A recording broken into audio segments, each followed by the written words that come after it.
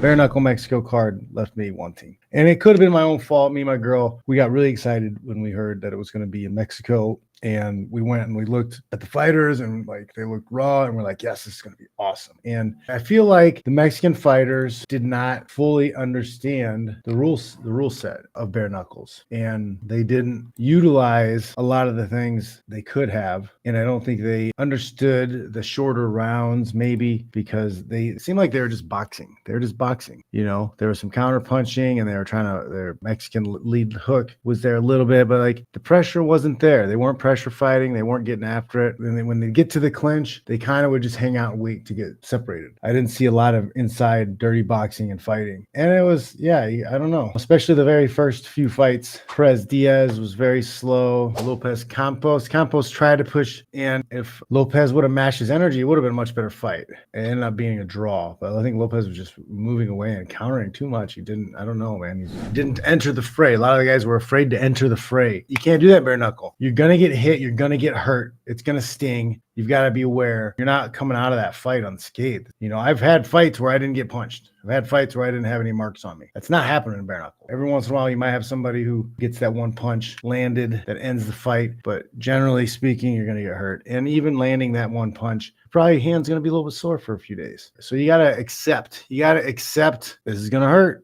And you just got to go. Cinco, Sinba, again, you know, Cinco won, but it wasn't very eventful. Those were the first three fights. Very, very much not good. Then we get in Jimenez and Martinez, another draw. 2 draws in the first 4 fights. Vasquez, Meneses, this fight picked up. Meneses gets TKO'd round 2. And Vasquez, he's pretty intimidating looking. He's a little guy, but this guy shows up to pick your daughter up for a date. I don't know, man. That's intimidation. He's got one eyebrow and 1,000-yard stare. Keener and Alvarez. Keener gets the knockout. Finally get one of the fights that we like. He came out. I feel like he understood the assignment. He understood the assignment. He came out hard, fast, got the knockout. Landed a couple nice clean punches, got it done. Castaneda and Tovar. This one was a better fight.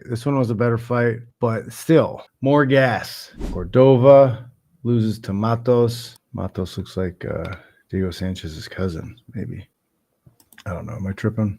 I always see doppelgangers. When you get older and everybody just looks alike. Diego and his weird trainer guy had a partner, had a baby. I'm sorry.